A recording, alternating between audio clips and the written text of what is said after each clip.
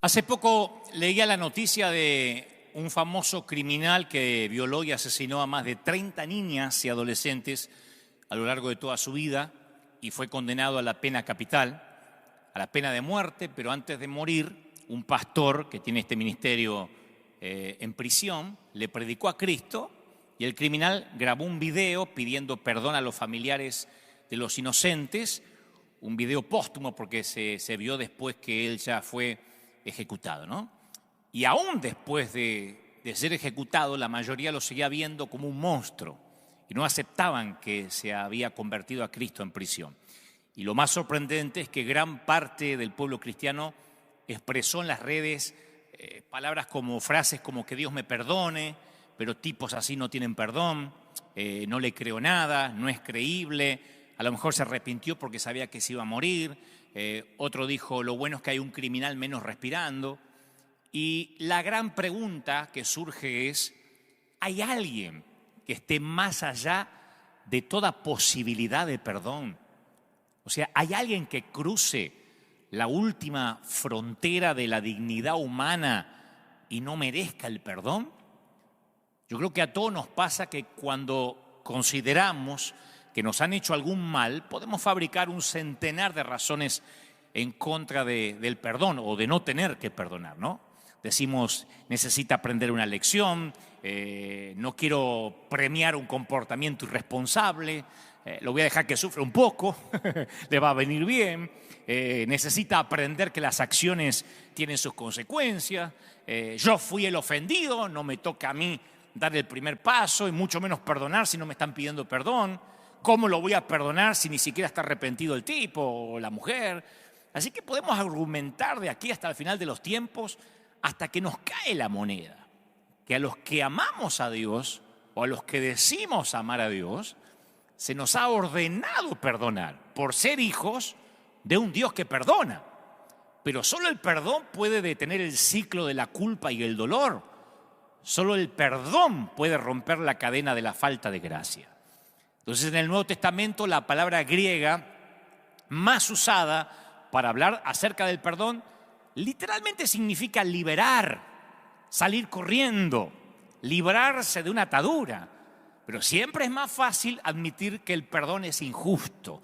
Y a lo mejor lo es cuando nos hicieron daño. Yo sé que hay mucha gente del otro lado diciendo, pero Dante, vos no te imaginás lo que a mí me hicieron, la infidelidad, el maltrato, hay mamás que lloran a sus hijas porque su esposo cometió un femicidio. Yo sé que hay cosas espantosas, abusos sexuales de niños. Entonces, el tema de todo eso es que la palabra resentimiento expresa lo que sucede si el ciclo se sigue repitiendo sin interrupción en tu corazón, en nuestro corazón, en nuestra mente. Resentimiento literalmente significa sentir otra vez, ¿no? El sentimiento se aferra al pasado, lo vuelve a vivir una y otra vez, y arranca la piel nueva para que la herida nunca se sane. O sea que cuando se empieza a sanar, el resentimiento arranca esa piel para que vuelva a supurar la herida. Y este esquema comenzó en la primera pareja en el huerto. Yo digo siempre, la cantidad de discusiones que deben haber tenido Adán y Eva en el transcurso de sus 900 años de vida. Porque uno puede decir, bueno, vivieron 90 años, 80 años. Yo tenía mis abuelos que a los 90 años ya no hablaban, se ladraban. Porque decían, con 70 años que aguanto a este viejo. Imagínense 900 años. Yo imagino a Eva diciendo, vos comiste el fruto, y Adán, pero vos me lo diste. Imagino que hasta viejos por ahí se seguirían echándose la culpa, ¿no? Esto no empezó ahora. Hay dos novelas que ilustran este esquema, pero en un escenario más moderno. Uno es el famoso libro escrito por el premio Nobel, El amor en los tiempos del cólera, que lo escribe el gran Gabriel García Márquez, y él cuenta en ese libro justamente acerca de un matrimonio que se desintegra por un jabón, por una pastilla de jabón. La esposa mantenía la casa en orden, dice la historia, la novela, y eso incluía la provisión de toallas, de que no falte nunca papel higiénico, jabón en el baño. Y un día se le olvidó a la señora reemplazar el jabón, descuido que su esposo mencionó, y lo exageró un poquito, ¿no? Como son todos los varones. Me estuve bañando durante casi una semana sin jabón, dijo. En vez de decir, falta jabón, ya vino con el reclamo. Y ella lo negó rotundamente. Y aunque era cierto que se le había olvidado, era el orgullo de ella que estaba en juego y no quiso retractarse. Y la novela de Márquez cuenta que durante los 7 meses siguientes durmieron en cuartos separados, comieron en silencio. Aún después, siendo, dice la historia, unos plácidos ancianos, escribe García Márquez, tenían mucho cuidado de no mencionar el tema del jabón, porque las heridas sanadas apenas podían comenzar a sangrar de nuevo, como si se las hubiesen infligido el día anterior. Uno dice, ¿cómo es posible que un jabón eche a perder un matrimonio?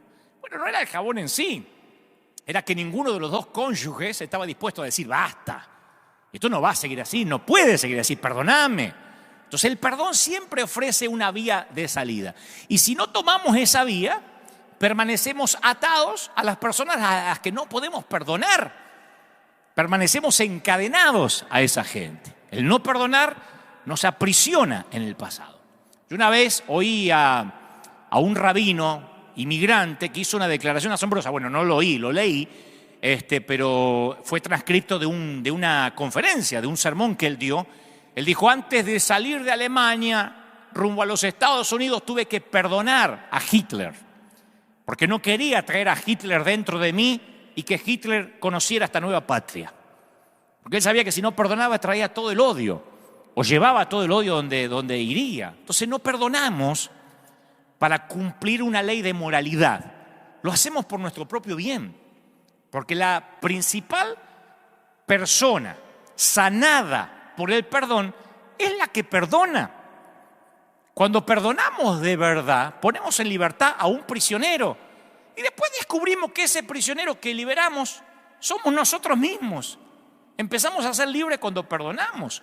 Hay un autor que llama al perdón un proceso de cirugía espiritual. Porque cuando perdonamos a alguien estamos separando el daño de la persona que lo cometió, de la persona que lo hizo. Es como que hacemos una dicotomía. Desconectamos a esa persona de la mala acción. Porque uno siempre tiende a identificar inseparablemente a la persona con el daño o el dolor que nos causó. ¡Hey, mi ex marido lo que me hizo! La loca de mi suegra, y fulano de tal, el consuelo aquel. Siempre estigmatizamos a la persona con el daño que nos hizo. Y al perdonar a esa persona, le cambiamos esa identidad, ¿no? Hace unos años yo leí la novela y después, obviamente, vi la adaptación al cine de la novela gráfica V de Vendetta, que le pertenece al sello DC Comics.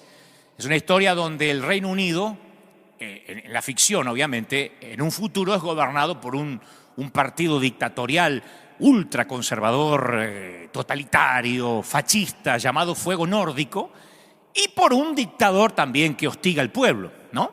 Y entonces en la historia, ahí se la voy a espolear un poquito, ahí aparece un individuo enmascarado que se hace llamar V y toma la justicia por mano propia. No te cuento más por si la quieres ver, ¿no? Pero es una suerte de versión más moderna del Conde de Montecristo, la famosa novela de Alejandro Dumas que también leí cuando yo era chico, ¿no? Que la venganza, la vendetta, como dicen los italianos, la vendetta, como hacen en la mafia italiana, la vendetta, que parezca un accidente. Yo tenía un programa de radio hace muchos años donde tenía un personaje de ficción que se llamaba el Apóstol Padrino, que era un italiano que manejaba la iglesia como si se manejara la mafia. Entonces, en la ficción le decían apóstol, el fulano de tal no está viniendo a la iglesia, entonces, ¿qué tenemos que hacer? Y el apóstol decía, vamos a suspenderlo. ¿Quiere que lo suspendamos del liderazgo? No, suspenderlo de una cuerda. Es la vendetta. Entonces la venganza, la vendetta, es lo más natural, lo más humano, lo que más nos sale. El perdón y el sentido de la gracia es lo más antinatural. La justicia y la venganza tienen una clase de poder racional, es lo lógico. En cambio, el poder de la gracia es diferente, no es lógico. La gracia no es racional, es escandalosa, es sobrenatural. El perdón inmerecido, no ganado, porque eso es el perdón, no es algo que se gana. Corta las cuerdas para que caiga de nuestra espalda el opresivo peso de la culpa. Pedro no tuvo que pasarse toda la vida avergonzado por haber traicionado al Hijo de Dios. No hay una sola ocasión en las Escrituras donde alguien dice, ahí está Pedro, lindo, negó 3 veces, el traidor. No.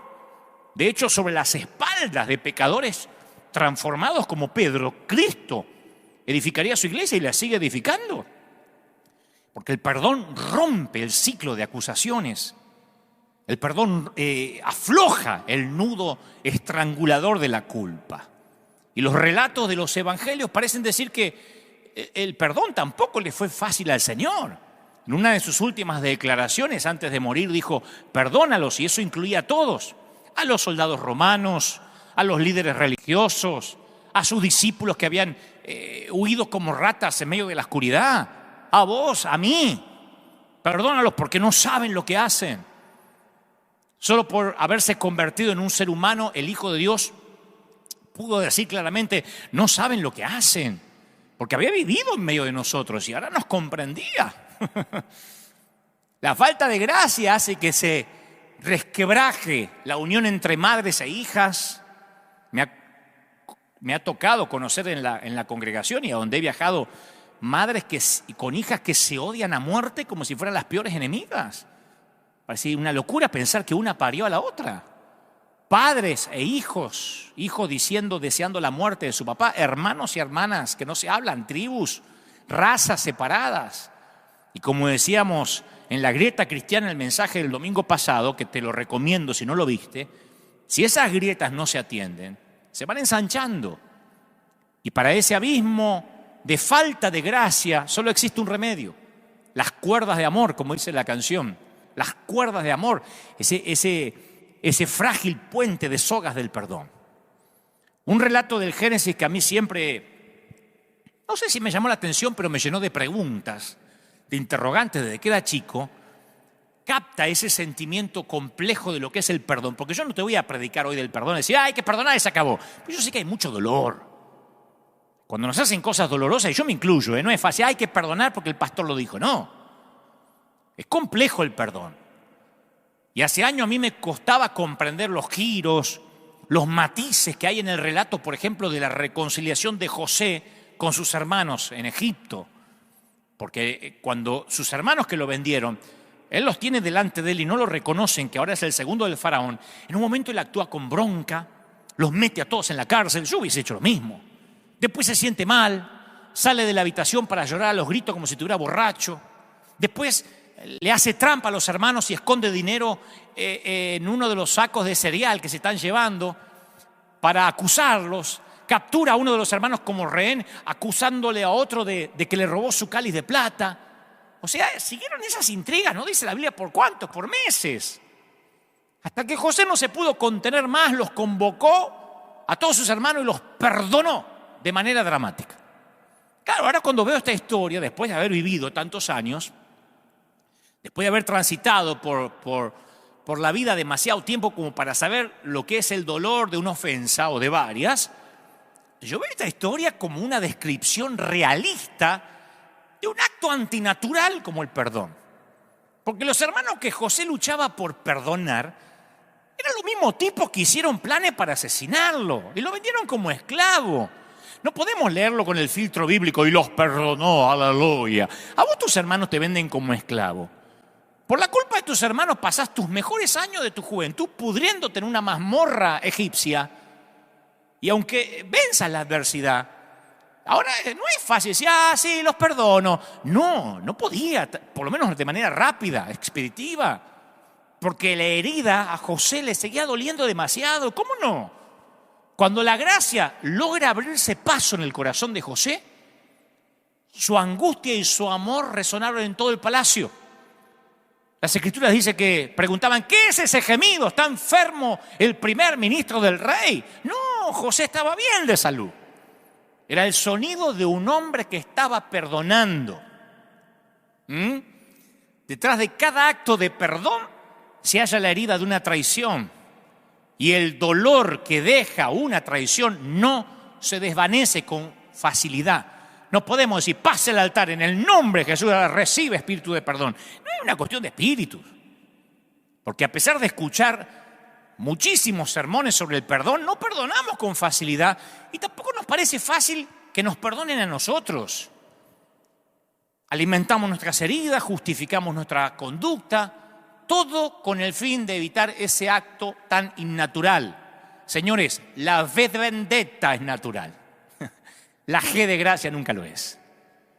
La V de vendetta es lo que aprendemos desde el colegio, no la G de gracia. La justicia, la venganza es algo que nos fascina. Lo justo, lo equitativo. Y está mal por pensar así, somos humanos. Bueno, Señor, si no me puedes hacer más flaca, hace que mis amigas se vean más gordas. Eso es equidad.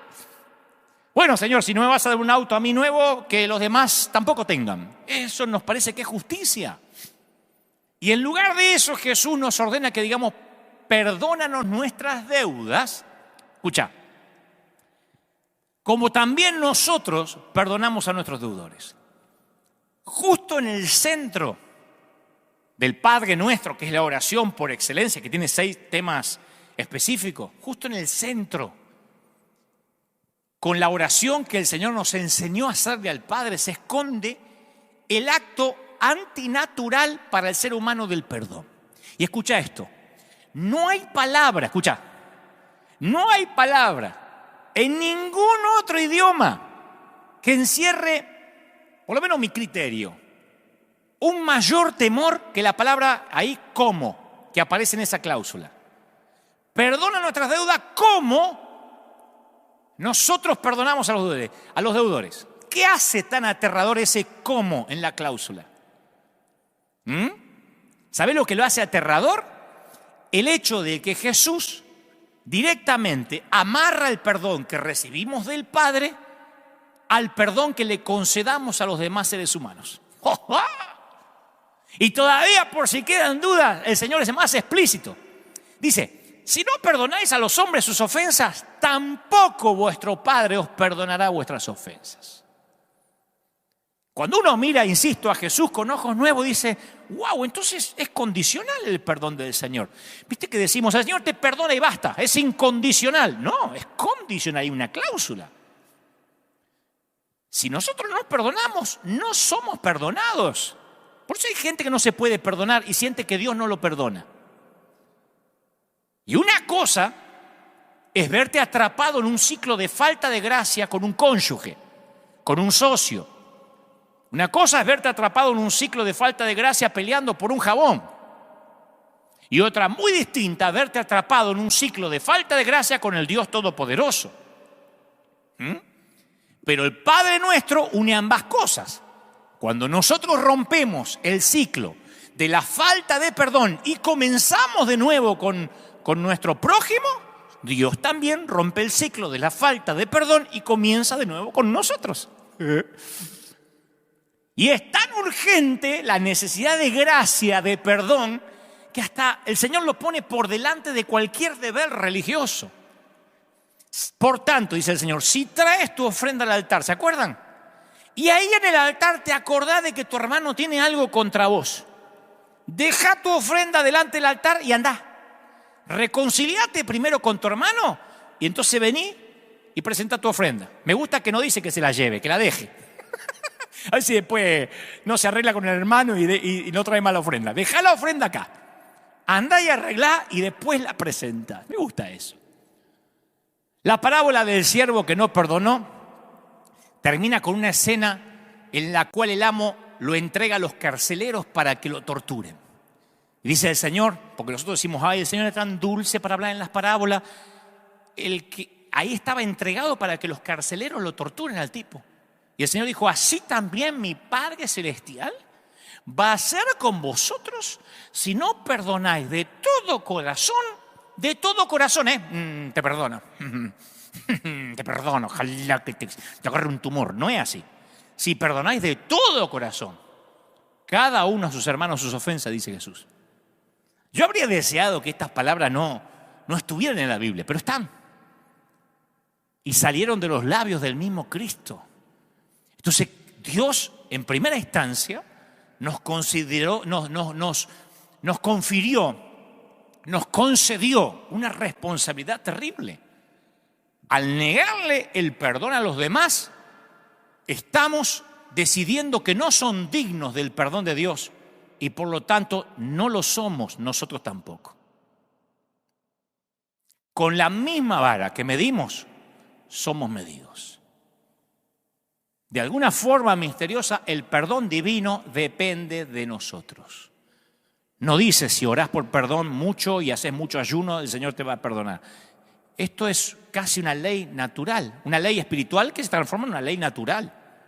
Así como la ley de gravedad, tiro esto, se cae, funciona, como la siembra y la cosecha. Esto es igual.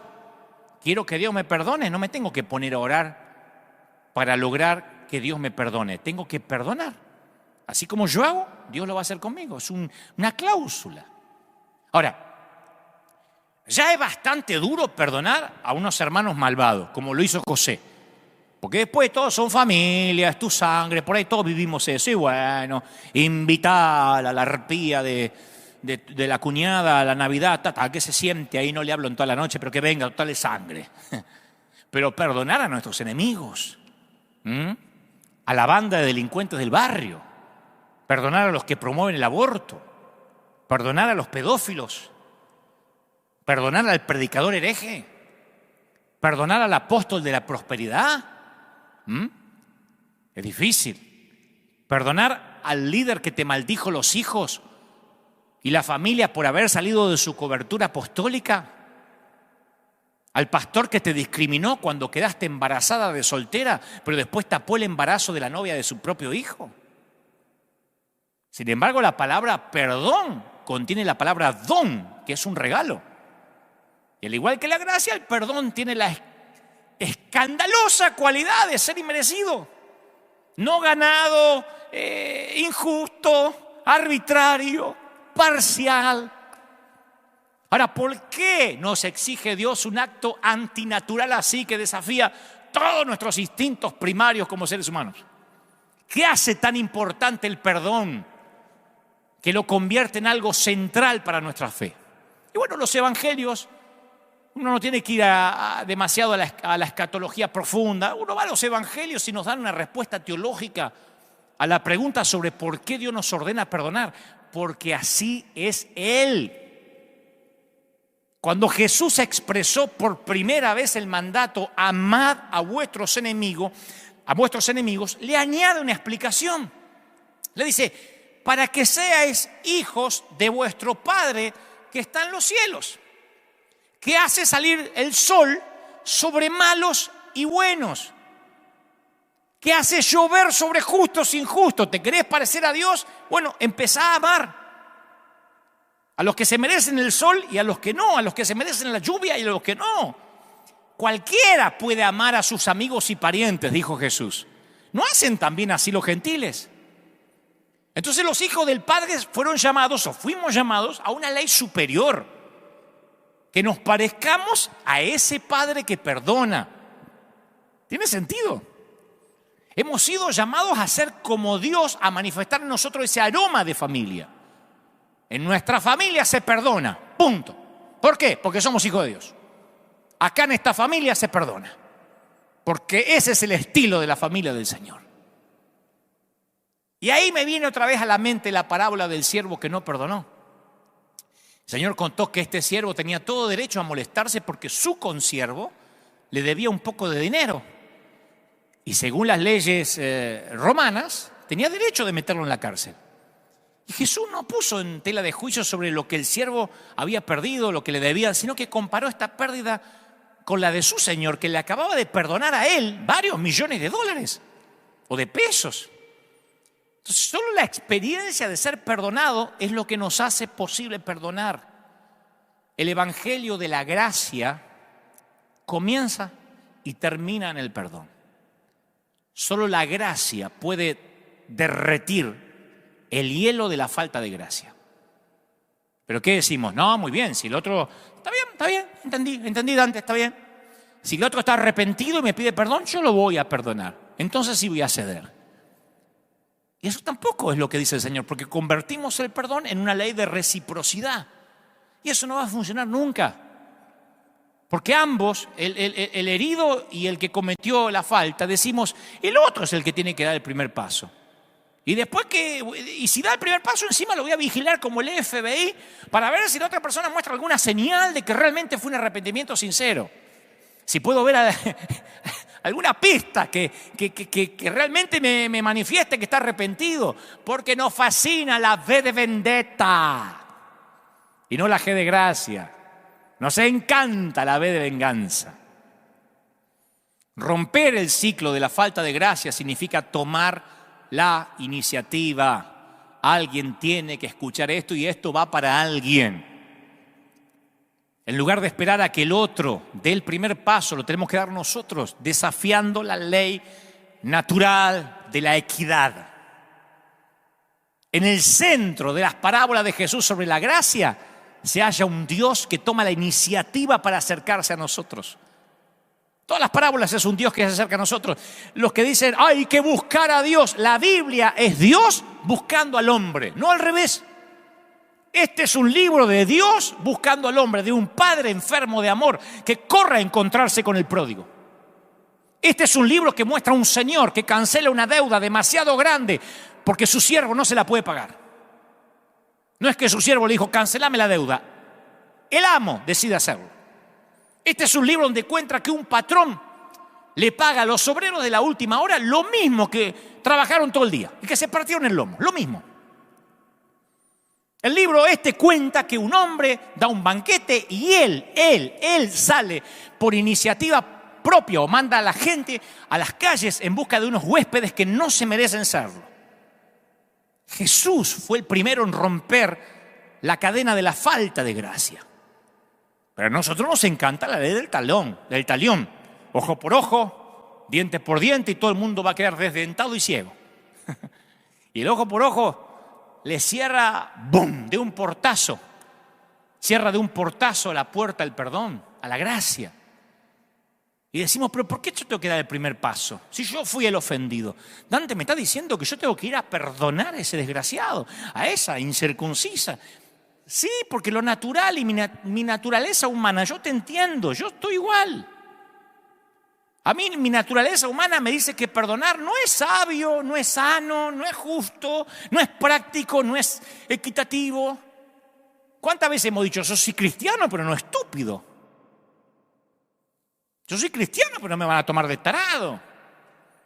Y entonces disfrazamos la falta de gracia con una frase más espiritual, porque nosotros siempre tenemos un tema de semántica, para que los pecados no suenen a pecado, ¿no? Acuérdense que nunca chismeamos, nos desahogamos en familia. Nunca criticamos ni odiamos, no comparto. Hay una más espiritualoide que esa, no tengo comunión. Che, no te hablas con fulano, no tengo comunión. Que es la manera espiritualoide de ocultar el rencor, el resentimiento, pero no hablas con tu papá, no tengo comunión. Porque la luz no tiene comunión con las tinieblas, pero si es tu propio padre, no tengo comunión. Y claro, el perdón exige de mí que ignore esa parte herida de mi corazón, que se siente adolorida y maltratada. Yo no estoy subestimándola, pero esa herida quiere mantener el control de la situación. Y además, esas heridas quieren poner unas cuantas condiciones entre mi persona y la persona que se me está pidiendo que la perdone. Un día descubrí esta exhortación del apóstol Pablo, que está metida ahí entre muchas otras exhortaciones de Romanos 12, donde dice, detesta el mal, ten gozo, vive en armonía, no seas presuntuoso. Y entonces aparece este versículo, dice, no os vengáis por ustedes mismos, no os vengáis por vosotros mismos. Amados míos, dejad lugar a la ira de Dios, porque escrito está, mía es la venganza, yo pagaré, dice el Señor. Cuando yo leí eso de Romanos 12, yo dije, por fin comprendí que el perdón es un acto de fe. Porque al perdonar a otra persona estoy confiando de que Dios es mejor que yo para hacer justicia. Al perdonar, renuncio a mi propio derecho de vendetta. Y dejo todos los problemas de equidad en manos de Dios para que Él los resuelva. Está bueno. O sea, dejo en sus manos la balanza que hará el equilibrio entre la justicia y la misericordia.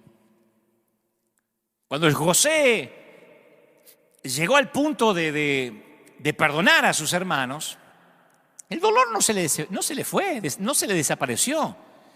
Pero el tipo se desprendió de sus hombros la carga de ser un juez. Por eso salía, entraba, lloraba, porque no sabía cómo ajusticiarlos. Por un lado era la sangre, por otro lado les tenía bronca, por otro lado los amaba. Entonces un día se quitó esa carga, dijo que el Señor se ocupe. Aunque el mal que me hayan hecho no va a desaparecer cuando perdono, por lo menos no me mantiene atrapado. Queda en manos de Dios, que sabe lo que hay que hacer. Yo no te digo que lo que te hizo tu ex va a desaparecer de las heridas que te causó. Pero por lo menos no estás más dependiendo de esas heridas. Dependiendo que tenés que ser juez. ¿Cómo castigar? ¿Qué castigo es suficiente? ¿Qué castigo te va a satisfacer?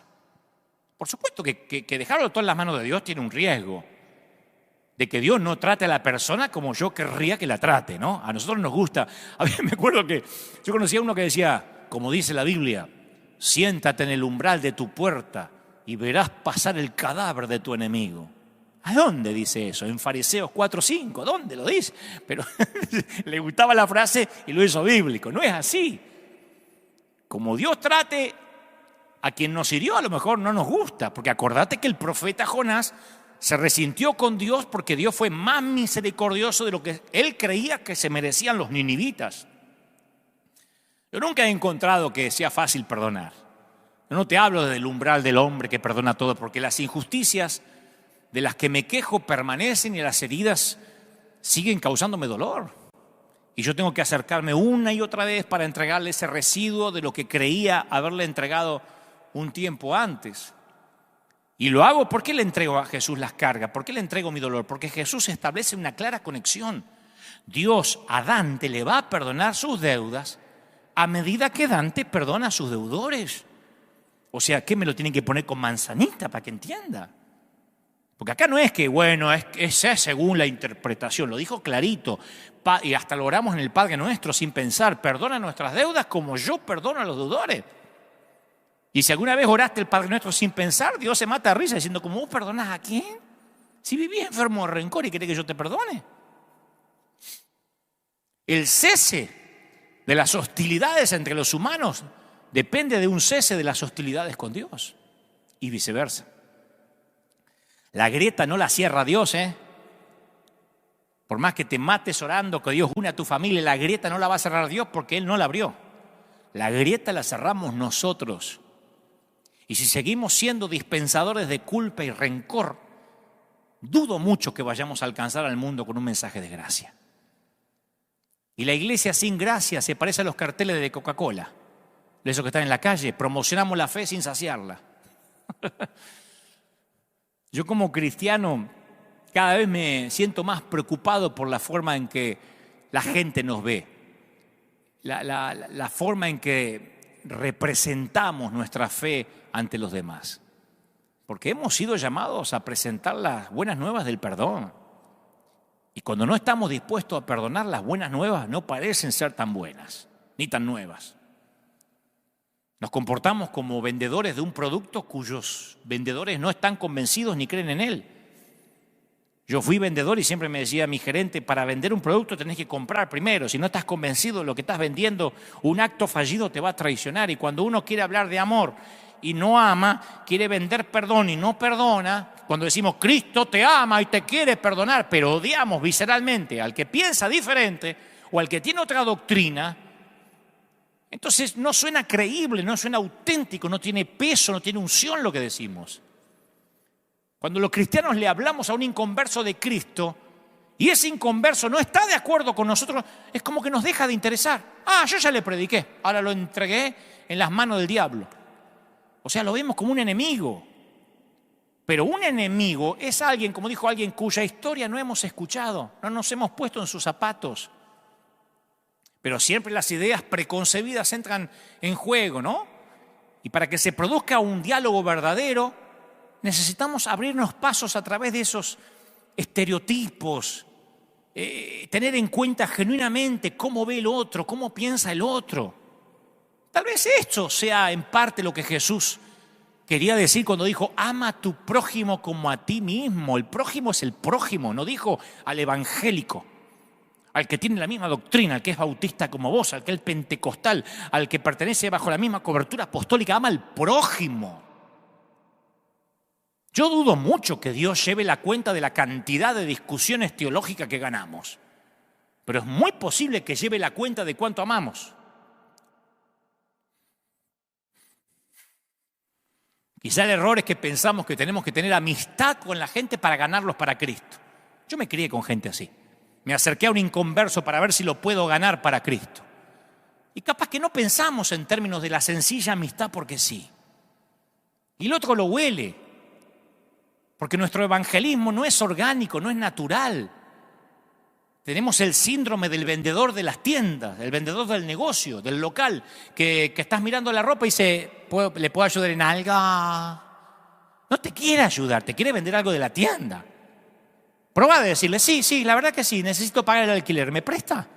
A ver si te ayuda. ¿Le puedo ayudar en algo? A mí me enferman, o estoy mirando y dice, ¿le puedo ayudar? Porque no me quiere ayudar. ¿Por qué no me es sincero y me dice, le quiero vender algo? ¿Qué le puedo vender hoy? Tengo ganas de vender porque no gané ninguna comisión en el día. Séme sincero, che. No me digas que me querés ayudar. Y el inconverso huele cuando nos acercamos y decimos, ¿estás mal? ¿Sabe que le queremos vender el evangelio? Que la amistad no es genuina. Y que cuando nos diga que no comparte, o que es católico, o que es testigo de Jehová, sabe que lo vamos a maldecir. Huelen que parece que trabajamos en mercadeo y no somos gente que amamos de verdad. No somos sinceros al decir que amamos. A mí me viven criticando por la gente con la que me doy. Harto de que en Argentina me digan, ¿por qué te sacas una foto con Scioli? ¿Eres corrupto? Pero no han leído la Biblia. Yo digo, no puede ser. O no sé, o yo la entiendo demasiado infantil, la Biblia demasiado lineal. Pero yo no puedo entender cómo decir, ¿por qué te sacas la foto con Benny Hinn, que se separó y después se volvió a casar? Yo, de verdad, que hay que acercarse a la gente si es perfecta. ¿Desde cuándo nosotros podemos exigir perfección si no lo somos? Pablo utiliza una muy inteligente metáfora cuando habla sobre el olor grato de Cristo. Y él dice, por ahí se nos escapa esto, que puede tener un efecto muy diferente dependiendo del olfato de cada quien. Dice, a estos ciertamente olor de muerte, para muerte, y a aquellos olor de vida para vida. Y es el mismo aroma. Pero para algunos es un olor y para otros otro olor. Con tan solo leer las redes sociales de ciertos creyentes, uno se da cuenta que algunos despiden un aroma perfumado y otros ofenden el olfato con su olor pútrido. Olor a muerte, olor a vida, dijo Pablo. A eso me refiero. Cuando el Señor nos pide que amemos, no dice sean condescendientes con el pecado, liberales, no importa si la gente no cambia de vida, dice que amemos. No nos dice amar por una semana, si no cambia, sácatelo de encima.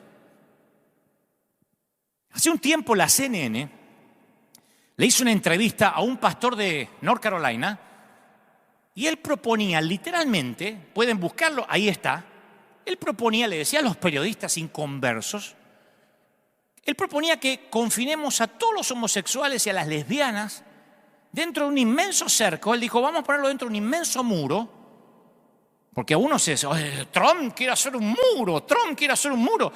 Este era un hombre de Dios diciendo, hay que meter los homosexuales y las lesbianas dentro de un muro de unos 160 kilómetros a la redonda y lanzarle comida en helicópteros. Y al final se van a terminar extinguiendo porque no se pueden reproducir. Esa es la cura para esa peste, dijo. Y todos los periódicos reprodujeron lo que él dijo. Ahora, me pregunto cuántas conversiones de fe puede producir una declaración de odio visceral como esa. ¿Y si fuera tu hijo que se tiene que quedar dentro de ese cerco de odio? ¿Si fuera tu hijo al que hay que tirarle comida de un helicóptero? Porque cuando uno le pone cara al pecador, todo cambia, Una cosa es hablar del pecador, mientras que no nos pasa en casa. Hace poco un amigo evangélico, cristiano evangélico, cuya mamá era católica, decidió hacerle un servicio de funeral en su parroquia, respetando la religión de la mamá. Él tenía la oportunidad de que el pastor oficiara el funeral de su mamá, pero la mamá era católica y trabajaba como voluntaria en la parroquia. Entonces se le ocurrió a mi amigo que entre el pastor y el cura o el padre, el párroco de su mamá, se dividirían los devocionales. Hicieran un funeral compartido, pero en la parroquia. Y mi amigo estaba furioso. Me decía, estoy furioso por las conductas de mis hermanos evangélicos que fueron al funeral de mi mamá. Porque algunos le dijeron, si alguno de estos católicos, porque había muchos católicos, amigos de la mamá, si alguno de estos católicos que están acá aceptó a Cristo de verdad mientras hablaba el pastor, entonces la muerte de tu madre valió la pena. Para eso murió. Mi amigo estaba destruido. Obviamente el pastor le dijo a todos que dudaba que la mamá estuviera en el cielo, porque le pusieron un rosario arriba del cuerpo. Entonces dijo, dudo que se haya ido con el Señor, porque ella, como todos ustedes, pertenecen a la gran ramera, pero hoy tienen la oportunidad de conocer a Cristo de verdad. En un funeral. Eso es decir la verdad, eso es la sana doctrina, eso es la genuinidad. No, el proselitismo, con el fin de sembrar terror para que se acerquen a Jesús, nunca ocasiona genuinos cambios de vida. Insisto, el problema no tiene que ver con que estemos en desacuerdo con alguien, sino con la forma en que tratamos a esa persona con la que estamos en desacuerdo. El Señor nunca hizo que las personas corrieran aterrorizadas a Él, los amaba. Y los cristianos fuimos llamados a usar las armas de la gracia, lo cual significa tratar con amor, con respeto, incluso a los que se nos oponen. Jesús vino del Padre, lleno de gracia y verdad, escribió Juan. Yo pienso que la Iglesia hemos trabajado incansablemente en la parte de la fórmula que se refiere a la verdad. Defendemos la verdad en los concilios pastorales, en los credos, los volúmenes de teología, los puntos, las divisiones que ocasionan los puntos periféricos de la doctrina. Pero ¿te imaginas lo que sería si pusiéramos la misma energía en transmitir la otra parte del versículo, en transmitir lo que Pablo llama la incomparable riqueza de la gracia de Dios? Gracia y verdad, los dos deberían ir por igual. Así como yo los he amado, también ustedes deben amarse unos a los otros. Les ordenó Jesús a sus discípulos en la última cena. Fue Él quien dijo que el mundo sabrá que somos cristianos, lo dije el domingo pasado, y además sabrán quién es Él, cuando sus seguidores estemos unidos en amor. Dios tiene un inmenso interés en nuestra forma de amar. Y Juan añade que por medio del amor damos a conocer al Dios invisible. Nadie ha visto jamás a Dios, pero si nos amamos unos a los otros, Dios permanece en nosotros y entre nosotros su amor se ha manifestado plenamente. Para probar hasta qué punto sabemos amar, tenemos que preguntarnos algo sencillito, un test sorpresa, como decía mi maestra, prueba sorpresa, saquen una hoja. ¿Se alegran las demás personas de estar con nosotros? Los inconversos. No me digas, no, pero que tienen repulsión por mi santidad, porque no te la cree nadie. Acá nadie que me está mirando, ni yo orinamos agua bendita. Estoy hablando si la gente se siente cómoda, si tenés una empresa, un taller, una oficina, en tiempos normales y los vecinos, porque Jesús se las arreglaba de alguna forma para atraer a la gente que la mayoría de los personajes religiosos repelían. Piensa en la prostituta que interrumpió una cena para ungirlo con un costoso ungüento, o en Zaqueo, el recaudador de impuestos odiado por sus vecinos por ser un colaboracionista de los romanos. Y Jesús, en lugar de juzgarlos, los amó, los honró. Y mientras lo hacía, antes que digan, pero cambiaron de vida, mientras lo amaba, logró que aflorara a la superficie una sed que solo Él podía satisfacer, una necesidad de cambiar de vida. Eso logra el amor, no la doctrina, no la moral.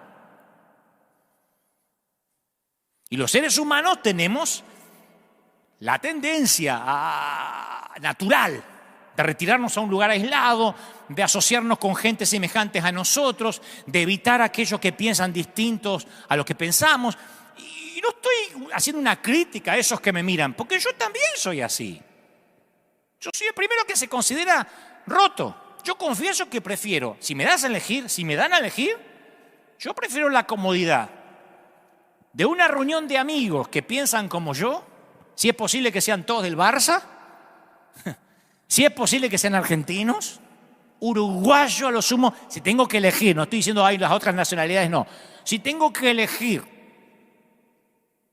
yo elijo a los amigos que puedo tomarme un Malbec mendocino a la incómoda situación de estar en otros encuentros sociales.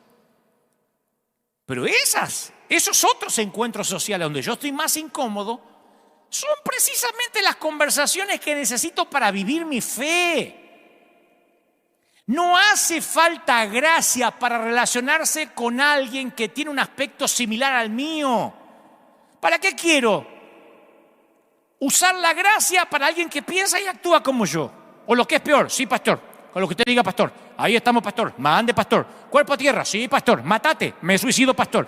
¿Para qué queremos gracia? Dentro del templo todos somos espirituales. El gran desafío del cristiano consiste en ver la imagen de Dios en alguien que no está hecho a nuestra imagen. Lo voy a decir otra vez. El gran desafío de nosotros los cristianos consiste en ver la imagen de Dios en alguien que no está hecho a nuestra imagen. ¿Cómo nos cuesta ver a Dios en alguien que se viste diferente? No vas a decir que esa loquita, cómo se pintorrajea la jeta, tiene a Dios. ¿Por qué? Porque no se viste amargada como vos. No vas a decir que ese con los aros que tiene y el pelo como se los paró, ese está lleno de Cristo, ese no tiene santidad. ¿Por qué? Porque la santidad la hace el corte de pelo. Embromate por tener al mismo peluquero antiguo de siempre. En un mandato que no aparece en ninguna otra religión, Jesús nos ordena que no solo amemos a los extranjeros. No hay ninguna otra religión es esto, Solo el Señor. Dice que no solo amemos a los extranjeros y a los pecadores, sino también a los que son directamente nuestros adversarios. Y mientras más amemos y mientras más indignas nos parezcan las personas a las que amamos, más nos vamos a parecer a Dios, el cual al fin y al cabo ama a criaturas como nosotros, que no nos merecemos que nos ame. El otro día estaba leyendo que el primer mártir, un discípulo llamado Esteban, fue la primera víctima mortal del terrorismo dirigido contra los seguidores de Jesús. No sé si sabés lo que Esteban oró entre piedra y piedra, ¡paf! ¡paf! ¡paf! ¿Sabés lo que oró? Pero no es que se apartó a orar. Entre piedra y piedra, entre canto rodado y canto rodado. ¿Sabés lo que oró Esteban?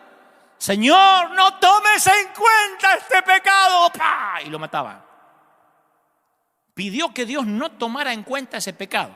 A mí me tirás una piedra y yo estoy pidiendo que Dios te tire una roca. Satanás, creyente pero no estúpido. Este dijo, no tomes en cuenta su pecado. Y más tarde Saulo, que participó en ese apedreamiento activamente, tuvo un encuentro con Jesús en una visión, se arrepintió y fue el gran Pablo.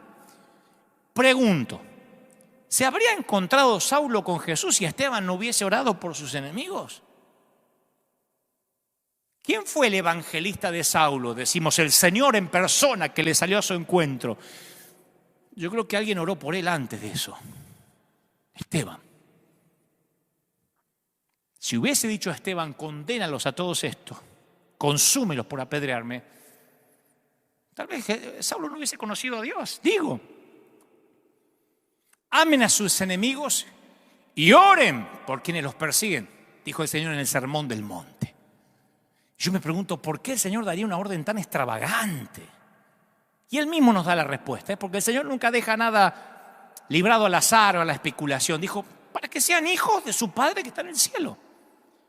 El que hace que salga el sol sobre malos, sobre buenos, que llueva sobre justos y sobre injustos. Ahora, yo quiero que me prestes atención. Yo sé que me aguantaste hasta ahora, pero prestame atención porque quiero hablarte unos minutitos cortitos sobre algo que a mí me voló la cabeza. Esta semana me voló la cabeza, no es algo que Dios me reveló hace 30 años, esta semana. Por eso uno siempre que mira la Biblia con ojos nuevos y con la ayuda del Espíritu Santo, con el discernimiento del Espíritu Santo, Dios nos puede hablar porque la palabra está viva. Déjame decirte algo sobre el sermón del monte, el sermón de la montaña. Porque lo que te voy a decir ahora capaz que es la revelación más guardada de todas las Escrituras y es la revelación del perdón.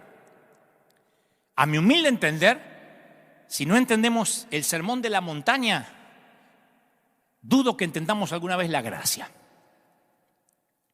Por primera vez Jesús dejó de lado las parábolas, él habla siempre con parábolas, y por primera vez ofrece a su auditorio una completa filosofía de vida, algo así como un candidato que revela su plataforma política. Ustedes quieren saber el perfil de Jesús, no vayan necesariamente a las parábolas, vayan al sermón de la montaña. Y todo lo que dijo, porque no es solamente bienaventurados los pobres, no. Todo lo que está semi-escondido en su mensaje nos deja boquiabiertos hasta la fecha. Escucha, él dijo, sed pues vosotros perfectos, como vuestro Padre que está en los cielos es perfecto. No dijo como Moisés, como fue Salomón, como David. Dijo Jesús, entre los mandamientos de amar a los enemigos y dar limosna, dijo, sean perfectos como mi Padre. No sé si nos damos cuenta de esto, porque no es una metáfora, qué quiso decir, una fábula, no, es literal. ¿Cómo ser perfectos como Dios? ¿Qué quiso decir? Cuando un joven rico le pregunta a Jesús qué tenía que hacer para ganar la vida eterna, Jesús le dijo que entregue todo el dinero, no el 10%. ¿Viste que alguno le agarra ahora urticaria por el diezmo? ¿Dónde está el diezmo? Que el diezmo que trae el Viejo Testamento. Dijo, entregalo todo, no el 10%. No le pidió el 18%, el 50%, el 60%, le pidió todo. Cuando un discípulo le pregunta si debía perdonar a su hermano 7 veces, Jesús le dijo, no. No te digo hasta 7, sino hasta 70 veces 7. Después agrega, todas las cosas que queráis que los hombres hagan con vosotros, así también haced vosotros con ellos. Yo os digo, amad a vuestros enemigos y orad por los que persiguen. Imaginen a Jesús predicando así en la montaña, porque uno se lo imagina muy a lo Hollywood. De ahí surge la frase siempre, ay, así no hablaría Jesús. Ese es el Jesús de Hollywood. El verdadero tenía que hablar en una montaña fuerte para que lo escuchara el último que estaba allá. No podía hablar como los actores del cine. ¡Escuchadme! Ojo por ojo y diente por diente, ¿no es cierto? Así dijeron nuestros antepasados. Amarás a tu prójimo y aborrecerás a tu enemigo, ¿no es verdad? Amén, gritó una vieja. Pero yo os digo que es fácil amar a tu hermano, amar a los que nos aman. Hasta los cobradores de impuestos lo hacen. ¿Qué quieren? ¿Que los felicite por eso? ¿Alguien quiere que le diga, oh, y le hagamos la ola por amar a sus hermanos? No. Amad a vuestros enemigos. Amad al que os patea y escupe.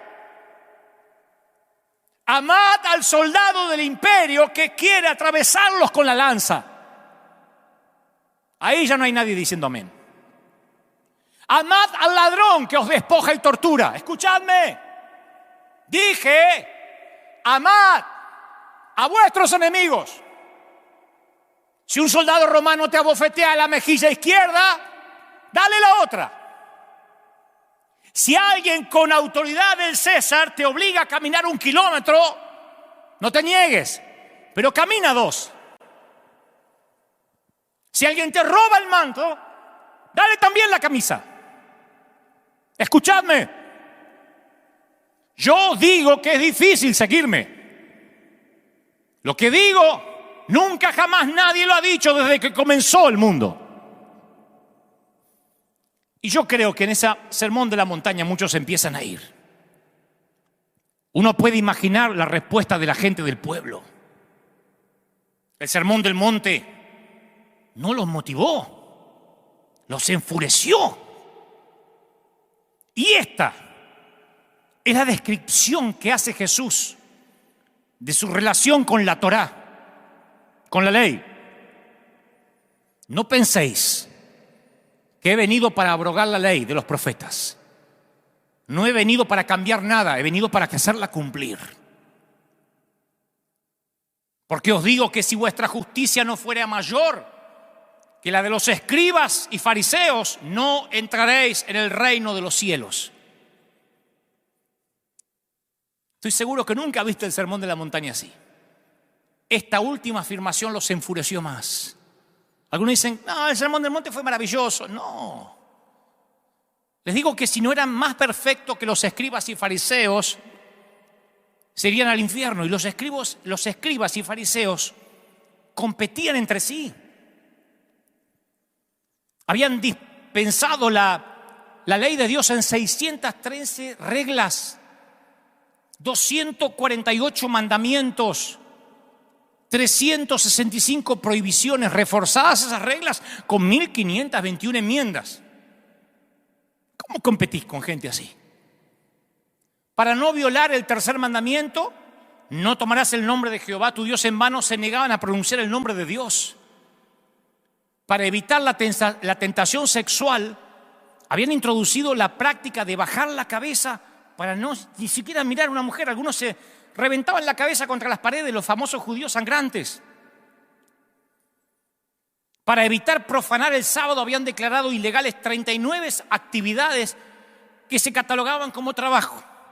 ¿Cómo podía la justicia de una persona común que está escuchando el Sermón del Monte sobrepasar la de semejantes profesionales de la fe?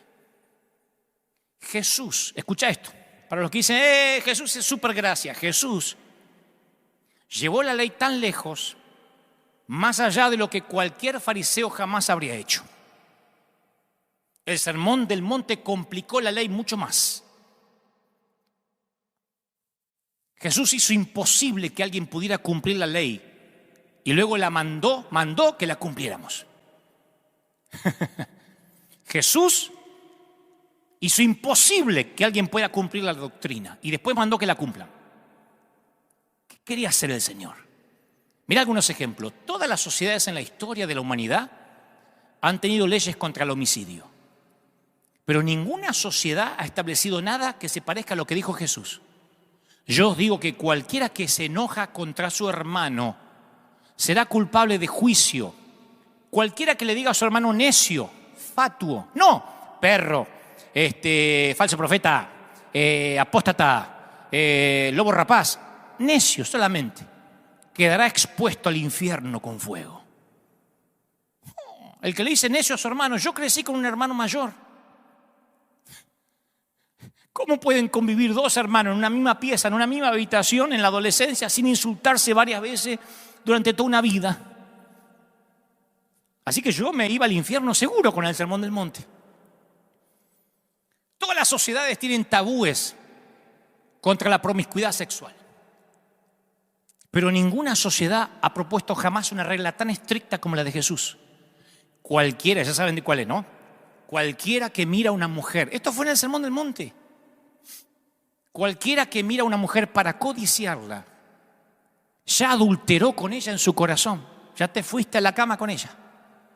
Por tanto, si tu ojo derecho te es ocasión de caer, y da la solución también, si tu ojo derecho te es ocasión de caer, sácalo, échalo de ti, porque es mejor que se te pierda uno de tus miembros y no que con todo tu cuerpo, que con los dos ojitos y la visión 20/20 te vayas directo al infierno. Mejor que como Andrea Bocelli te vayas al cielo. Yo he escuchado que hay sociedades que piden que castren a los violadores reincidentes, pero nunca escuché que se proponga algún tipo de mutilación facial por miradas lujuriosas. Divorcio. En la época de los fariseos se debatía acaloradamente cómo interpretar la ley de Moisés respecto al divorcio. Al esposo, en los tiempos de Jesús, le bastaba con decir 3 veces, te divorcio, te divorcio, te divorcio, para que el divorcio fuera firme, con que lo dijeras 3 veces. ¿Te imaginas si esto fuera así?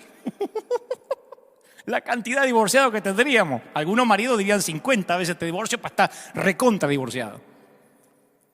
Jesús dijo, yo os digo que el que repudia a su mujer, a no ser por causa de fornicación, hace que ella adultere. Y el que se casa con la repudiada comete adulterio. Y de allí, los que no interpretan la esencia del Sermón del Monte afirman que hay que mantener los matrimonios siempre a cualquier precio. aun cuando el respeto, el amor, la paz y la dignidad se fumaron.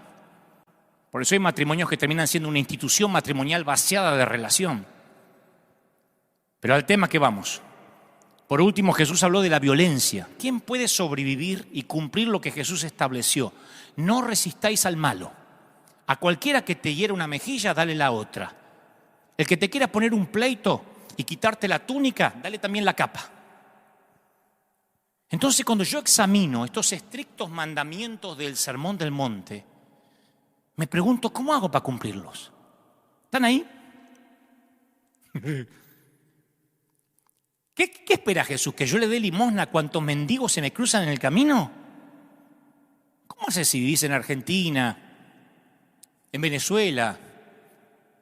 ¿Cobrás tu sueldo y desde que llegás, o tu salario, desde que salís de la fábrica hasta que llegás a tu casa te quedas sin sueldo? Porque según el Señor no tenés que dejar ningún mendigo sin darle algo. ¿Tendría que tirar mi tele para evitar tentaciones lujuriosas? Eso hacíamos, ¿se acuerdan? El cajón del diablo lo tiramos al río. ¿Cómo aplico esos ideales éticos en mi vida cotidiana? La Iglesia Católica no sabía qué hacer con esto, entonces codificó la vida cristiana en listas de pecados mortales y veniales para poder lidiar con esto, si no es imposible. Martín Lutero, del lado protestante, él interpretó el Sermón del Monte de otra manera. Él dijo, no, es que hay que dar al César lo que es del César y a Dios lo que es de Dios. Lutero decía que los cristianos tenemos doble ciudadanía, una del reino de Cristo y otra del reino del mundo. Por lo tanto, el cristiano tendría que separar su oficio de la persona. Por ejemplo, un soldado o un cristiano que es enrolado en las filas militares tiene que cumplir las órdenes de matar a su enemigo, aunque en su corazón siga la ley de Jesús de amar a sus enemigos. Así lo resolvió Lutero. Pero yo voy al Sermón del Monte y Jesús no distingue entre oficio y persona. No dijo, pero que es soldado lo entiendo. Él dice que hay que resistir al malo, no jurar, darle al necesitado, amar a los enemigos, besar a la suegra. No dice eso, pero entra dentro de amar a los enemigos. Y por mucho que trato, no puedo encontrar una forma de suavizar el Sermón del Monte. Si el Sermón del Monte establece la norma de Dios para la santidad, estamos todos fregados, diría Montaner. Y los que hasta acá no se me fueron y dicen, entonces, ¿de qué se trata? ¿A qué querés llegar, Dante, con esto? Este es el gran secreto. Escucha, esto te va a volar la tapa del cerebro como me la voló a mí. El Sermón del Monte no me ayuda a mejorar. No te ayuda a mejorar. Nos revela toda la forma en que no lo estamos logrando. No podemos decir que el Evangelio es imperfecto porque sus seguidores lo somos. No podemos juzgar a Cristo por quienes llevamos imperfectamente su nombre. Si yo conozco el camino a casa y lo recorro borracho, no es que el camino es menos bueno porque yo me voy tropezando. Hay una forma de resolver este misterio. Aceptar que nunca vamos a dar la talla, pero que tampoco tenemos que lograrlo. A vos y a mí se nos juzga por la justicia de Jesús que vive dentro de nosotros, no por nosotros mismos. Ninguna condenación hay. ¿Para quién? Para los que guardan la doctrina, para los que cumplen el Sermón del Monte, para los que están en Cristo Jesús. El pensar, por fin lo conseguí, soy santo, es un engaño. ¿Quién no ha bajado la mirada? ¿Quién no ha visto a una mujer bonita, a un muchacho guapo alguna vez? Según el caso.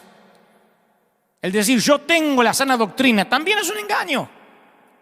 En su respuesta al joven rico, en la parábola del buen samaritano, en sus comentarios acerca del divorcio, del dinero o de cualquier otro tema moral, Jesús nunca rebajó el ideal de Dios. Nunca dijo, y bueno, ahora estamos en otra etapa, este Dios se apichonó un poco, no es el Dios del Antiguo Testamento, de Malaquía para acá, papá envejeció. No dijo, sé perfectos como vuestro Padre del cielo es perfecto. Y ni Billy Graham, ni Gigi Ávila, ni San Francisco de Asís, ni la Madre Teresa, ni nadie ha podido cumplir con esos mandamientos. Pero el mismo Jesús, que relata el Sermón del Monte, ofrece gracia absoluta. El mismo Jesús perdona a una mujer adúltera, a un ladrón en la cruz, a un discípulo que lo había negado. escoge un discípulo traidor para fundar su iglesia, a un torturador para fundamentar su doctrina. La gracia es absoluta, inflexible, lo incluye todo. Esa gracia incluso se ofrece a quienes clavaron a Jesús en la cruz. Padre, perdónalos, no saben lo que hacen. La gracia es para los desesperados, para los rotos, para los quebrantados, para los que no se bastan a sí mismos. La gracia es para todos nosotros. Yo durante años había pensado que el Sermón del Monte era la pauta para la conducta humana que nadie había podido seguir. Y al volverlo a leer esta semana, encontré que Jesús pronunció estas palabras no para abrumarnos, sino para decirnos cómo es Dios. Para decirle, ven, ninguno lo puede lograr. La naturaleza de Dios en el texto primitivo del que se deriva el Sermón del Monte es el secreto. ¿Por qué debemos amar a nuestros enemigos? Porque nuestro Padre misericordioso hace que el sol se levante sobre buenos y malos. ¿Por qué ser perfectos? Porque Dios es perfecto. ¿Por qué guardar tesoros en el cielo? Porque el Padre vive ahí y nos va a colmar de recompensas. ¿Por qué vivir sin temor ni preocupación? Porque el mismo Dios que viste a los lirios y a la hierba del campo prometió cuidarte. ¿Por qué orar? Porque si un padre terrenal da pan y pescado a un hijo, mucho más el Padre que está en los cielos nos dará dádivas buenas a quienes la pidan. ¿Cómo no lo pudimos ver? Jesús no proclamó el Sermón del Monte para que nosotros alcanzáramos la perfección. La pronunció para mostrarnos que a ninguno de nosotros, jamás ninguno de nosotros la va a alcanzar jamás. Se fueron todos frustrados del Sermón del Monte. El Sermón de la Montaña nos obliga a reconocer la gran distancia que separa a Dios de nosotros. Y escuchen esto. Todo intento de disminuir lo que el Señor dijo en el Sermón del Monte, moderando lo bueno, no es lo que quiso decir, es libertinaje. Y la peor tragedia sería pensar en que el Sermón del Monte entonces es legalismo. No, el Sermón del Monte liquida al legalismo.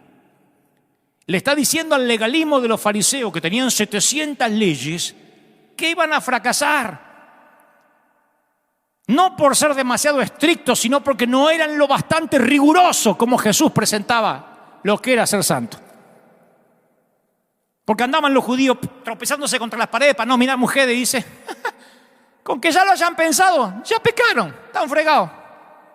No, pero yo no miro. Sí, pero tenés fantasías, estás liquidado, viejo. Yo nunca cometo un homicidio. En cuanto le dijiste necio a alguien, ya sos culpable de juicio y te vas al infierno. ¿Se dan cuenta? Que la mejor super, ultra, hiper, macro, sana doctrina comparada con el Sermón del Monte es un mal chiste.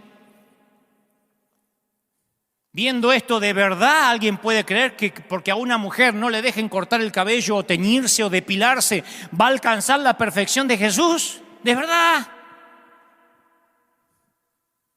El Sermón del Monte demuestra que delante de Dios somos todos iguales. Asesinos y violentos, adúlteros y lujuriosos, ladrones y codiciosos. Todos estamos desesperados y de hecho este es el único estado adecuado para que el ser humano conozca a Dios.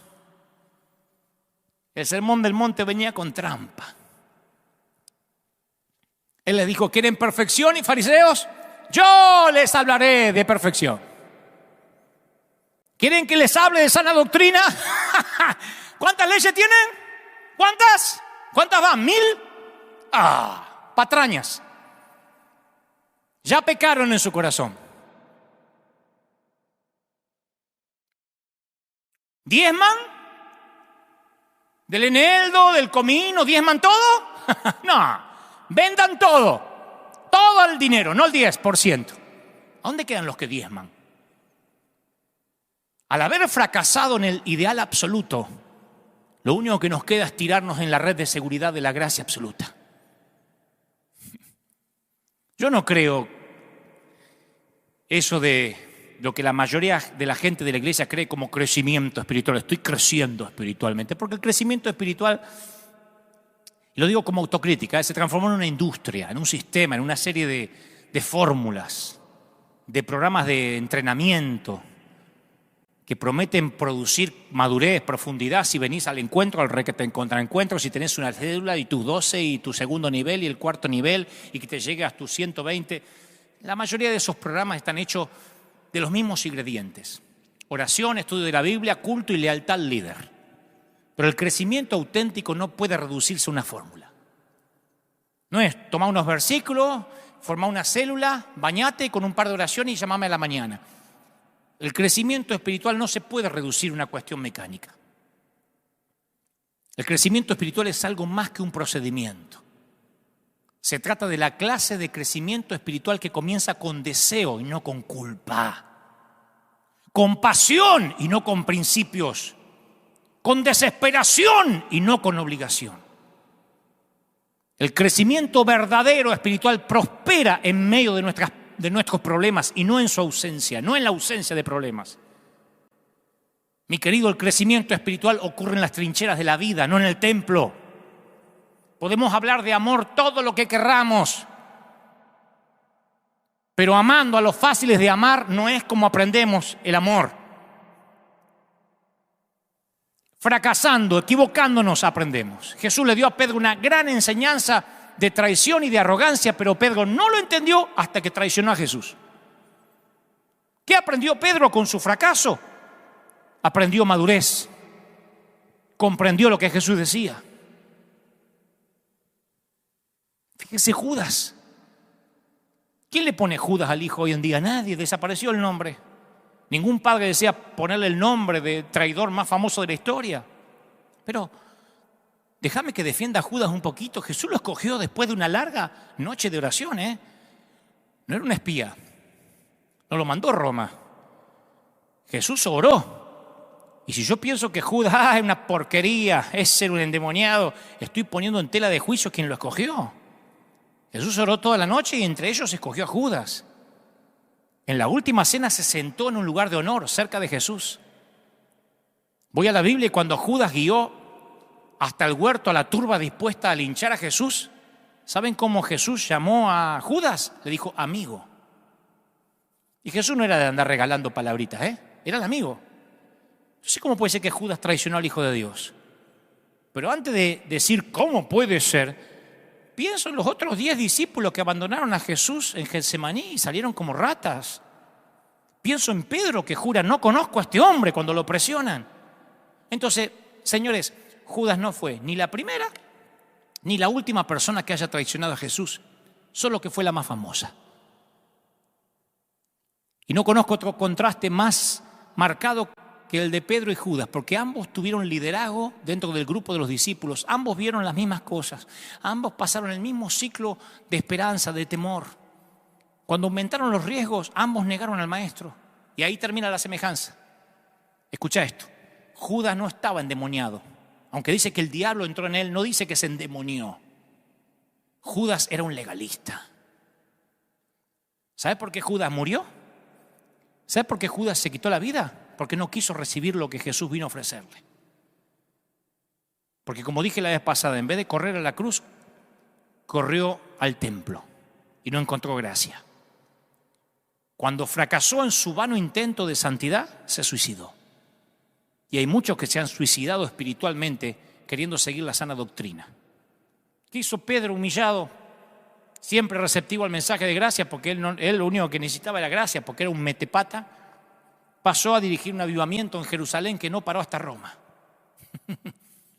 Vos me estás diciendo, Dante, ¿estás alentando a la gente a fracasar para que crezca? No, estoy animando a la gente a crecer, lo cual significa que vas a fracasar. Escucha esto, no te lo va a decir ningún predicador. Te vas a caer y te vas a levantar. Y si no es por gracia, no vas a poder crecer. Vas a equivocarte, vas a tener pensamientos lujuriosos. Cientos y más de decisiones que tomes frente al altar van a conformar un crecimiento genuino, pero van a ser muchas decisiones, no una. Algunas decisiones te van a acercar a Dios, otras te van a alejar, pero todas van a contribuir a una relación profunda, con textura con Dios. Durante mi adolescencia, yo tomé un montón de decisiones. de ser cristiano, de volver a ser cristiano, de reedificar mi vida en Dios, de rededicar mi reedificación y mi rededicación, de entrar a un servicio en tiempo completo, de tratar mejor a mis padres. Le di mis hormonas a Dios un montón de veces, se las volví a quitar porque las necesitaba, se las volví a entregar. Más de una vez me quería bautizar de vuelta a ver si la arreglaba. Y fui sincero en cada una de esas decisiones. Y aún así tuve éxito en actuar consecuentemente solo 2 o 3 días después del domingo. A mí los pasos al altar y las promesas de dedicación me duraban hasta el miércoles. Nunca llegué al jueves. Pero esos 3, 4 días ponían el fundamento para la decisión del domingo siguiente. Mi vida iba así. Y sigue siendo así, Pero yo no habría podido tomar la decisión siguiente si no hubiese tomado la anterior. Estaba creciendo. Estoy creciendo. Tomando una decisión a la vez. Mi crecimiento a veces parece incoherente, pero Él nos ama cuando no queremos que nos ame. Él sabe que no vamos a poder cumplir el sermón del monte. Yo no puedo cumplir ni uno de las cosas que dijo, ni una. Él nos ama cuando actuamos como no cristianos. El amor del Señor es pegadizo, persistente. Voy a terminar con esto. Como siempre cambio los nombres para no herir susceptibilidades. Conozco a un padre, la historia de un padre, al que llamaré Daniel, que nunca abrazó a sus hijos ni le dio palabras positivas porque fue criado a la antigua y repetía la historia. Y aunque él es violento y difícil, los hijos lo aman, lo respetan. Pero papá, al igual que todos los papás, tiene sus cuotas de defecto. Y toda su vida Daniel, este papá, ha estado luchando con los demonios de su infancia, porque no le fue fácil su infancia tampoco. Con su propio padre que nunca estaba satisfecho con él. Y Daniel y su hijo menor, al cual voy a llamar Junior, tienen una relación estrecha que comienza a desintegrarse de a poco a medida que el hijo va creciendo, a medida que Junior va creciendo y se va dando cuenta de cómo es el padre. Bueno, una tarde, Daniel entra a su casa tambaleando por el alcohol y comienza a abusar físicamente de su esposa. Y cuando los hijos, son 2 que viven en la casa, oyen los alaridos de la madre, saltan de las camas e intentan detener al padre para que no le pegue a mamá. Junior agarra a Daniel del cuello de la camisa y lo pone contra la pared, y el otro hermano trata de agarrarlo de las piernas y los brazos. Y cuando los gritos y el llanto se apagan, Daniel se tambalea hacia atrás y en medio de la borrachera se da cuenta que llegó a un punto de destruir su matrimonio y su familia. Y humillado y enojado se aparta de la familia y sale de un portazo. Y más tarde, cuando los hijos se tranquilizan en la cama, Junior encuentra a su mamá parada en la entrada de la casa. Será tarde. La mamá le dice, me estoy empezando a preocupar. Tu padre por ahí está en problemas. Y Junior está enojado. Le dice, espero que se muera. La mamá le dice, no esperes eso. Quiero que vayas por él.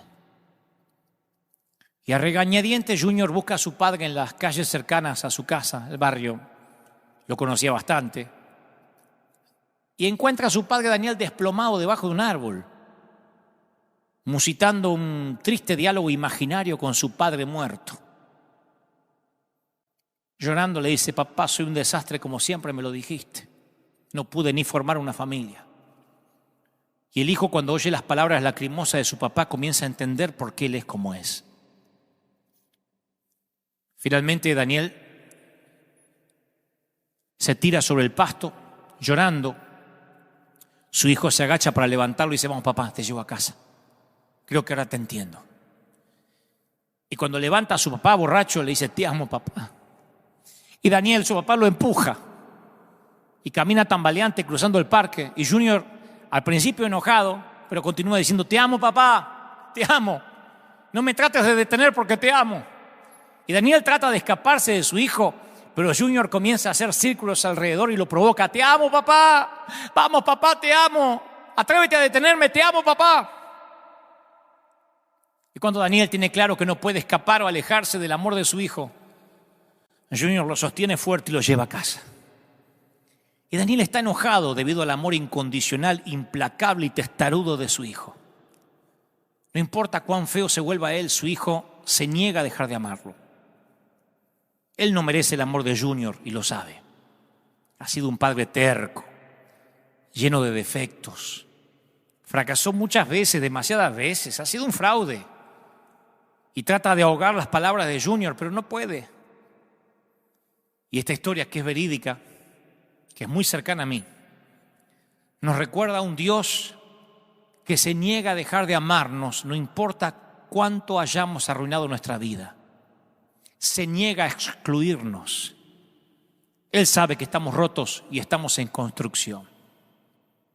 Por eso me parece ridículo, incomprensible, que todavía los cristianos seguimos prefiriendo la V de vendetta que la G de gracia. Como si el Señor nos hubiese hecho la vendetta a nosotros. Necesitamos con urgencia una liberación a nivel global para que los miles de demonios que se han metido en las iglesias la dejen libre y para que volvamos a ser la iglesia que alguna vez fuimos en vez de esta corrupta y patética copia de lo que alguna vez fuimos. Ojalá que volvamos a ser la iglesia que despide un aroma de gracia, una G de gracia, una P de perdón. Quiero orar por ti. Si estás por primera vez oyendo esto, este evangelio es para ti. ¿Cómo te ama el Señor? Yo te amo. No te conozco, pero te amo. Dios sabe que es verdad.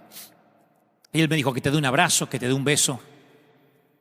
Me dijo que te extraña horrores. Que no te tienes que bañar ni perfumar, que corras así a la mesa. Vamos. El Padre te ha estado buscando desesperadamente. Te ama el Señor. No sabes cómo te ama el Señor. No sabes cómo te ama el Señor, cómo te necesita. Te ama el Señor. Di conmigo, Señor Jesús, entra en mi vida. Te recibo como mi suficiente Salvador. Anota mi nombre en el libro de la vida. No me sueltes, Señor, yo no te voy a soltar. Gracias por morir por mis pecados. Repite conmigo, di, y como sabrás, soy un desastre. Dirían los mexicanos, soy un desmadroso. Pero tú me amas así, ¿verdad? Quiero correr hacia ti, no voy a lograr nada de lo que pides. Así que me arrojo a tus cuerdas de amor, a las cuerdas de la gracia. Amén y amén. Voy a orar por todos aquellos que ahora están mirando de sus hogares.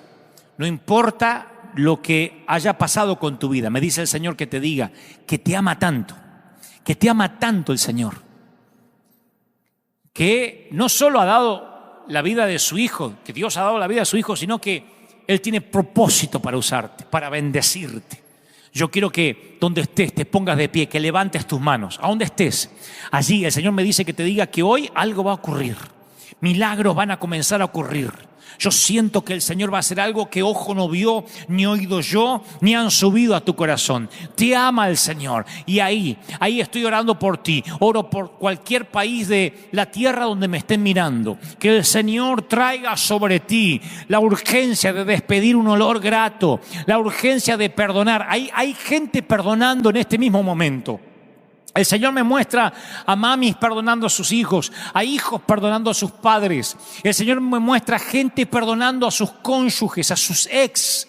Aún ese hombre que te golpeaba, no te dice el Señor que tienes que regresar con él necesariamente, pero hay una carga de haber querido ser juez. Hay ataduras que te han atado por años que se están cayendo ahora.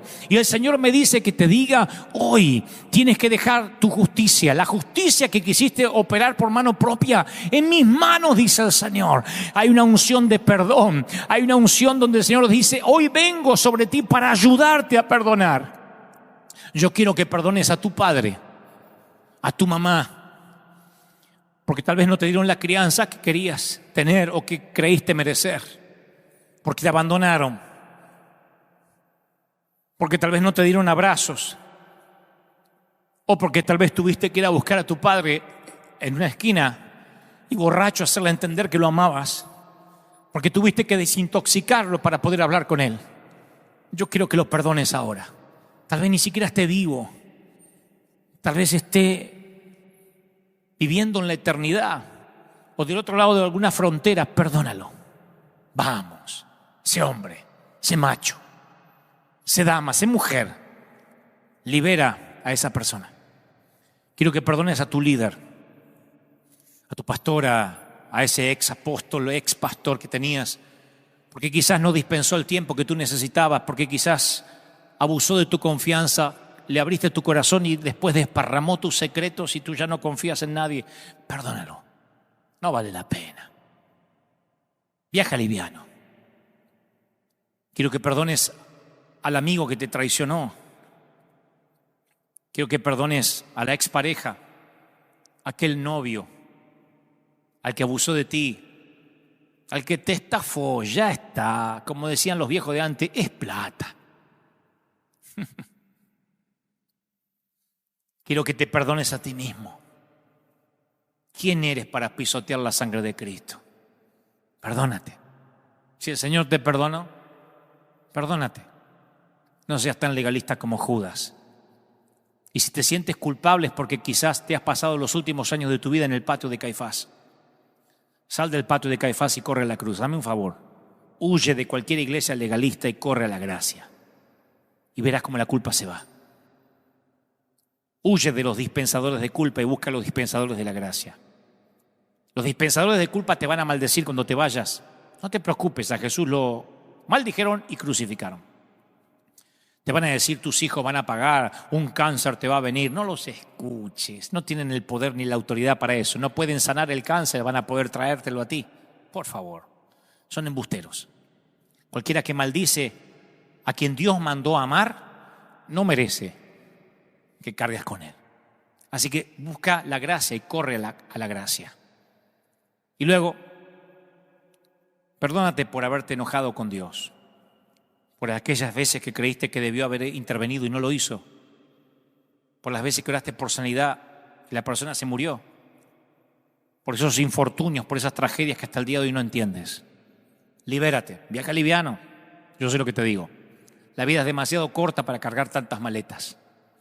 Esas maletas te van a llevar más lejos de lo que querías llegar, te costarán más de lo que querías pagar y te mantendrán más atado de lo que soñabas. Viaja liviano.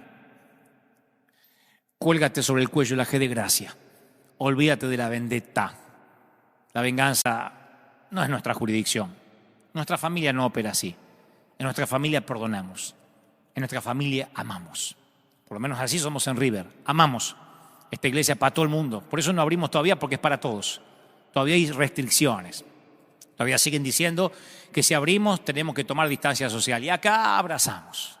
Estoy seguro que vamos a olvidarnos de cualquier distancia social y vamos a orar por los enfermos, porque así somos nosotros. En nuestra familia, o todos o nadie, como decía mamá cuando servía a la mesa. Todo el mundo a la mesa o nadie come. Por eso estamos esperando y por eso estamos llevando este alimento a las naciones. Te ama tanto el Señor. Te amamos. Que Dios te bendiga, que Dios te guarde, que haga resplandecer su rostro sobre ti. Nosotros nos encontramos aquí el próximo domingo, Dios mediante, si algo no pasa, aquí para servir, para adorar juntos. Te voy a dejar con la placa final para que te puedas comunicar con nosotros y ser parte de este río que no se detiene. Gracias por estar ahí. Escuadrón del Ejército de Dios, escuadrón de búsqueda en combate contra las filas invasoras, Ejército Divino de Dios, River Church firme como talón de oso. Chau, que Dios te bendiga.